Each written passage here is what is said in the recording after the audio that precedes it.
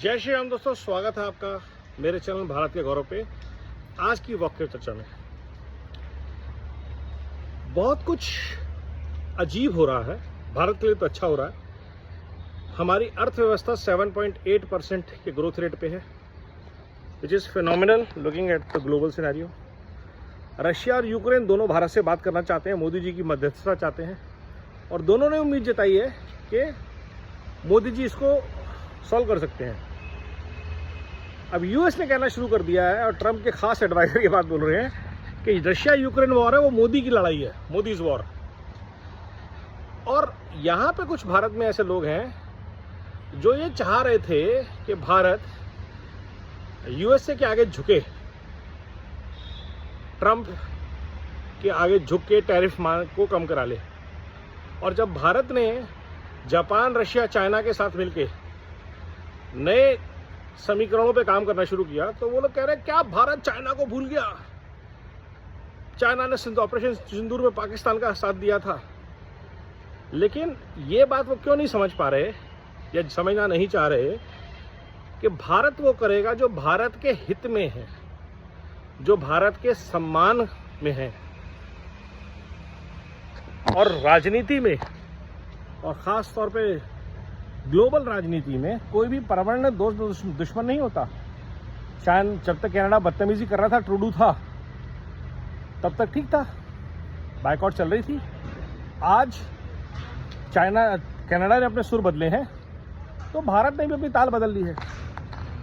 और यही ट्रंप पिछली बार, मोदी जी यही नारा दिया था अब की बार ट्रंप सरकार, और अब वही ट्रंप अगर भारत के खिलाफ जा रहे हैं तो वही मोदी जी हैं और जिसका फ़ोन नहीं उठा रहे हैं।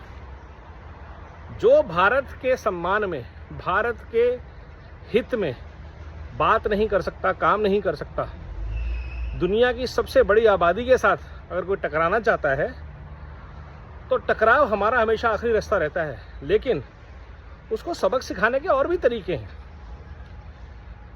दुनिया के सारे लड़ाई करने वाले देश जो रशिया के खिलाफ हैं, वो रशिया का तेल भारत द्वारा रिफाइन किया हुआ खरीद रहे हैं, चाहे वो यूरोप हो, चाहे वो सिर्फ यूक्रेन भी हो, और even US for that reason. तो भाई आपको लड़ाई से फायदा क्या हुआ? लड़ाई कभी संसाधनों की तो थी नहीं। लड़ाई इस बात की थी कि नेटो ने रशिया के बगल में यूक्रेन को खड़ा करने की कोशिश क्यों करी, और उस पर यूक्रेन ने आगे बढ़ के रशिया पे हमला किया, रशिया से लड़ाई करी। यूक्रेन को इस बात का सम्मान करना चाहिए था कि वो पहले यूएसएसआर का पार्ट था। और ये सारे समीकरण जो हैं वो डोनाल्ड ट्रंप को समझ नहीं आ रहे।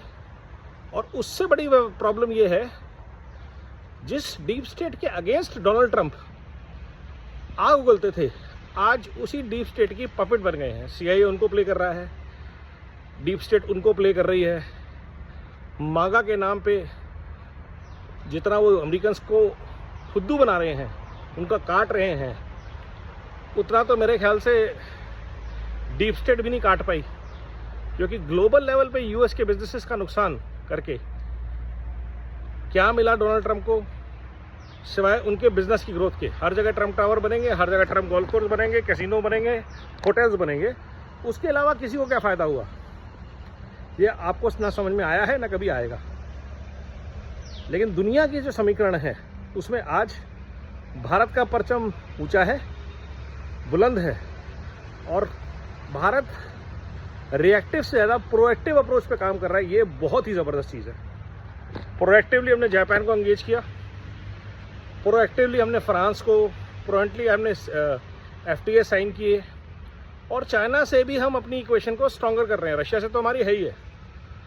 तो हो क्या रहा है कि जो दुनिया कभी भी यूएस के खिलाफ आवाज़ नहीं उठाती थी, आज पूरा विश्व अमेरिका को आंखें निकाल रहा है क्योंकि भारत आगे खड़ा हुआ है। और ये जो हेकड़ी है डोनाल्ड ट्रंप की और अमेरिका की जो निकल के आ रही, जिस तरह से वो बातचीत यूएस के लोग कर रहे हैं, वो धीरे धीरे ख़त्म होती जाएगी जब यूएस में भी वही हाल होगा जो कनाडा में हुआ। जिहादी वहाँ पे आएंगे, अभी खालिस्तानियों के हमले बुलंद होंगे, और यूएस इंटरनल सिविल अनरेस्ट से रूबरू होने वाला है। और तब सबको याद आएगी मोदी जी की बात कि this is not the time for war, this is the time for piece, progress, prosperity. तो ये जो समीकरण घटनाक्रम हो रहे हैं, इसमें भारत का जो रोल है ये बहुत ही सराहनीय है और कंसिस्टेंट है। चाहे वो यूक्रेन रशिया की लड़ाई हो, चाहे वो इजराइल और गाज़ा की लड़ाई हो, भारत हमेशा इजराइल के साथ खड़ा रहा, भारत हमेशा रशिया के साथ खड़ा रहा, यूक्रेन के विरोध में कभी नहीं गया। और ये जो नीति है ये शायद यूएस को समझ में नहीं आती, क्योंकि you have to choose between the two. और जैसा जयशंकर जी ने बोला कि why choose, we will choose, हमें किससे कब क्या करना है वो हमारी चॉइस होगी, आपके कहने पे नहीं होगा। और ये नया भारत है, हम अपने फैसले आत्मनिर्भर रूप से, स्वैच्छिक रूप से लेने में समर्थ हैं। ये भारत ने दुनिया को दिखा दिया है। इसलिए आज भारत विश्व का ज्योतिपुंज है, पावर हाउस है, पिलर ऑफ होप है। और ये सारा अचीव किया भारत ने पिछले 10 साल की सतत तपस्या, सतत प्रयास से। इसलिए बोलते हैं नमो भारत, वंदे मातरम, जय हिंद।